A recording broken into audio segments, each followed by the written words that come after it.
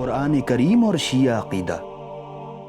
اعوذ باللہ من الشیطان الرجیم، بسم اللہ الرحمن الرحیم، الحمد للہ رب العالمین، وصلی اللہ علی سیدنا و نبینا محمد و آلہ الطاہرین، اللہم صلی علی محمد و آل محمد۔ حدیث میں وارد ہوا ہے کہ ماہ مبارک رمضان میں جب انسان کو بھوک اور پیاس کا احساس ہو تو قیامت کی بھوک اور پیاس کا احساس کرے، یعنی ہم اس دنیا میں آخرت کی فکر کریں، اور آخرت سازی کا بہترین موقع ماہ مبارک رمضان ہے، اور آخرت سازی کے لیے ایک بہترین ذریعہ قرآن ہے۔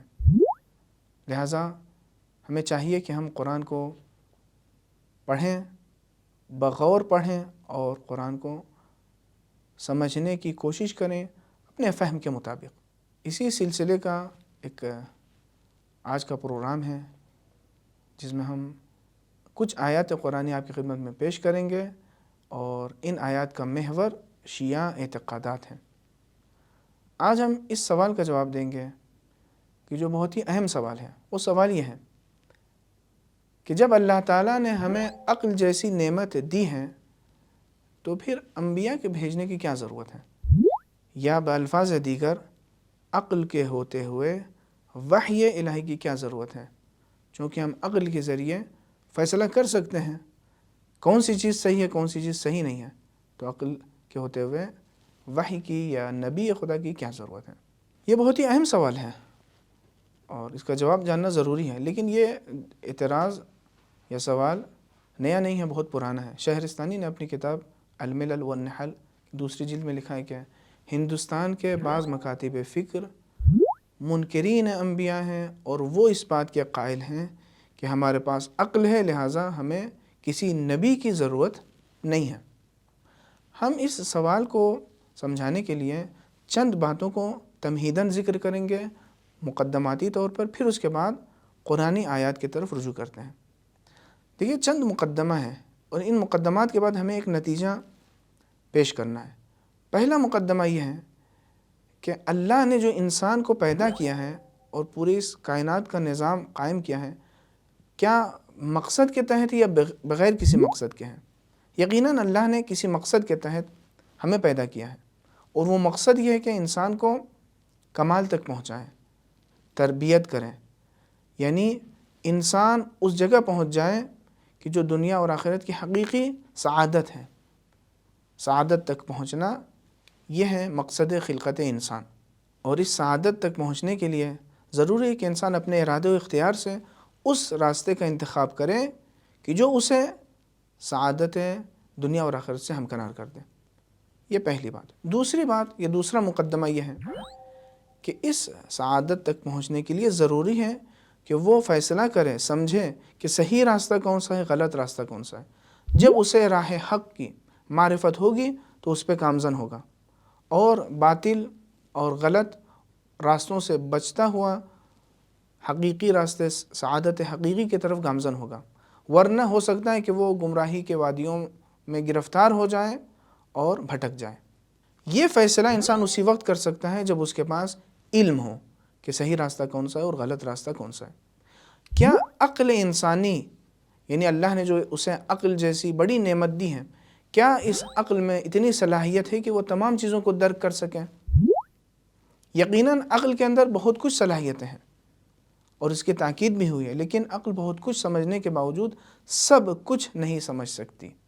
اس کی بہترین دلیل یہ ہے کہ جو دنیا کے تمام افراد جو اپنے کو صاحبان عقل سمجھتے ہیں، ان کے درمیان بہت زیادہ اختلاف پایا جاتا ہے۔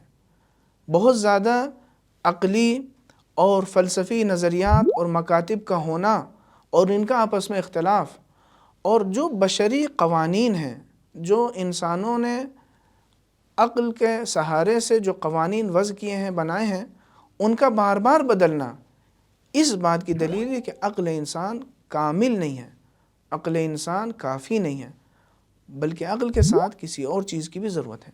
اس سلسلے میں علامہ طباطبائی رحمۃ اللہ علیہ کہتے ہیں کہ اب تک بشری قوانین میں کوئی ایسا نظام ہمیں نہیں ملا کہ جس نے سعادت انسان کی ذمہ داری لی ہو، اور اگر ایسا کوئی قانون ہوتا تو تمام انسان، تمام عقلاء، تمام صاحبان عقل اسے درک کرتے، محسوس کرتے اور اسی کی پیروی کرتے۔ اس کا مطلب یہ ہے کہ انسان کی عقل کافی نہیں ہے۔ اس کی وجہ یہ ہے، اور بہت سے دانشوروں نے، حتیٰ یہ کہ غیر مسلم دانشوروں نے اس بات کا اعلان کیا ہے، اقرار کیا ہے کہ عقل انسان کافی نہیں ہے. انسان نے جو کچھ جانا ہے، جو کچھ سمجھا ہے، وہ ایک قطرے کے مانند ہے، جبکہ جو کچھ اس نے نہیں جانا، جو عقل انسان درک نہیں کر سکتی ہے، وہ ایک سمندر کی طرح ہے، ایک بحر بے کراں کی مانند ہے. اس کی وجہ یہ ہے کہ انسان کی خلقت میں صرف مادی جہت نہیں ہے، صرف مادی یعنی صرف ظاہری بدن نہیں ہے، بلکہ ایک معنوی جہت بھی ہے. معنوی اور روحانی امور بھی انسان کے لیے شامل ہیں.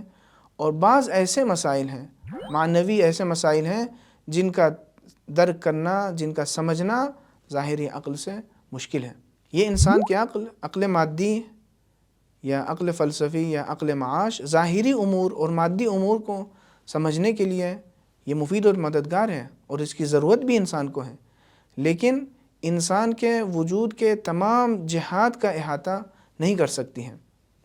اور اس سلسلے میں ایک اہم بات یہ ہے کہ عقل انسان کبھی کبھی خواہشات نفسانی اور تعصب یا ذاتی مفادات کی بنا پر صحیح فیصلہ کرنے سے قاصر رہتی ہے. لہٰذا بہت سے ایسے افراد ہیں جو عقل رکھنے کے باوجود ایسا فیصلہ کرتے ہیں کہ جو فیصلہ صحیح نہیں ہوتا. اب ہم آیت کی طرف چلتے ہیں. سورہ بقرہ آیت نمبر 151 ارشاد ہو رہا ہے، كَمَا أَرْسَلْنَا فِيكُمْ رَسُولًا مِّنكُمْ يَتْلُو عَلَيْكُمْ آيَاتِنَا وَيُزَكِّيكُمْ وَيُعَلِّمُكُمُ الْكِتَابَ وَالْحِكْمَةَ وَيُعَلِّمُكُم مَّا لَمْ تَكُونُوا تَعْلَمُونَ. جس طریقے سے ہم نے تمہارے درمیان ایک ایسے رسول کو بھیجا جو تم ہی میں سے تھا، تاکہ آیات الہی کی تلاوت کریں، لوگوں کو کتاب و حکمت کی تعلیم دیں، پاک و پاکیزہ بنائیں، تزکیہ نفس کریں، اور ان تمام چیزوں کا علم عطا کریں، سکھائیں لوگوں کو وہ باتیں کہ جو لوگ نہیں جانتے. یعنی وحی کے ذریعے انسان ان علوم تک پہنچتا ہے کہ جو عقل کے ذریعے انسان کی رسائی وہاں تک ممکن نہیں ہے. اسی مفہوم کو سورہ نساء میں اس طریقے سے بیان کیا گیا ہے، وَعَلَّمَكَ مَا لَمْ تَكُنْ تَعْلَمُ. یا سورہ شورى کی آخری آیات میں بھی اس حقیقت کی طرف اشارہ ہوا ہے کہ وحی کے ذریعے انسان ان معارف تک پہنچ سکتا ہے، ان معرفتوں تک پہنچتا ہے کہ جو ظاہری عقل سے انسان وہاں تک نہیں پہنچ سکتا. اور یہ جو سوال ابتدائی پروگرام میں نے کیا تھا، اس کا ایک جواب دوسرا یہ بھی ہے کہ انسان کو زندگی کے لیے ایک نمونہ عمل کی ضرورت ہے. یعنی ہمارے سامنے ایک اسوہ حسنہ، ایک آئیڈیل ہونا چاہیے کہ ہم اس کو دیکھیں اور اس کے مطابق اپنی زندگی سنواریں. اور انبیاء کرام علیہم السلام انسانوں کے لیے بہترین نمونہ عمل ہیں. سورہ ممتحنہ کی 6 آیت میں ارشاد ہو رہا ہے، لَقَدْ كَانَ لَكُمْ فِيهِمْ أُسْوَةٌ حَسَنَةٌ. انبیاء کے اندر انسانوں کے لیے نمونہ عمل ہے. یا اسی سورہ ممتحنہ کی 4 آیت میں جناب ابراہیم کو اسوہ حسنہ معرفی کیا گیا ہے، پہچانوایا گیا ہے، قَدْ كَانَتْ لَكُمْ أُسْوَةٌ حَسَنَةٌ فِي ابراہیم. اور سورہ احزاب کی آیت نمبر 21 میں رسول خدا سے متعلق ارشاد ہو رہا ہے، لَكُمْ فِي رَسُولِ اللَّهِ أُسْوَةٌ حَسَنَةٌ، کہ رسول خدا کی ذات کے اندر ہمارے لیے یعنی انسانوں کے لیے نمونہ عمل ہے. لہٰذا عقل انسان تمام امور کو درک نہیں کر سکتی، لہٰذا وحی کی بھی ضرورت ہے، انبیاء کی بھی ضرورت ہے، اور انبیاء ہمارے لیے نمونہ عمل بھی ہیں. آج کی گفتگو کو ہم ایک حدیث کے سہارے ختم کرتے ہیں. حدیث 7ویں امام حضرت امام موسیٰ کاظم علیہ السلام سے ہیں. فرماتے کہ ان للہ علی الناس حجتین، حجۃ ظاہرہ و حجۃ باطنہ، کہ اللہ تعالیٰ نے انسان کو 2 حجت، 2 قسم کی دلیلیں دی ہیں. ایک ظاہری دلیل اور حجت ہے، اور ایک باطنی دلیل اور حجت. فَأَمَّا الظَّاهِرَةُ فَالرُّسُلُ وَالْأَنْبِيَاءُ وَالْأَئِمَّةُ علیہم السلام. ظاہری حجت رسول یعنی پیغمبر، انبیاء اور ائمہ علیہم السلام ہیں.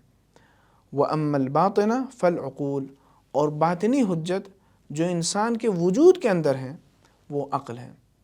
لہٰذا ہمیں چاہیے کہ ان دونوں حجتوں کے سہارے اپنی زندگی کو سنواریں تاکہ سعادت حقیقی حاصل کر سکیں. اس گفتگو کو انشاءاللہ اگر خدا نے توفیق دی تو اگلے پروگرام میں آگے بڑھاتے ہیں. والسلام علیکم ورحمۃ اللہ وبرکاتہ. ناظرین گرامی، امید ہے آج کا ایپیسوڈ آپ کو پسند آیا ہوگا. حاضر ہے آج کا سوال، صاحبان عقل یعنی ریشنل پیپل کے درمیان اختلاف کا ہونا کس بات کی دلیل ہے؟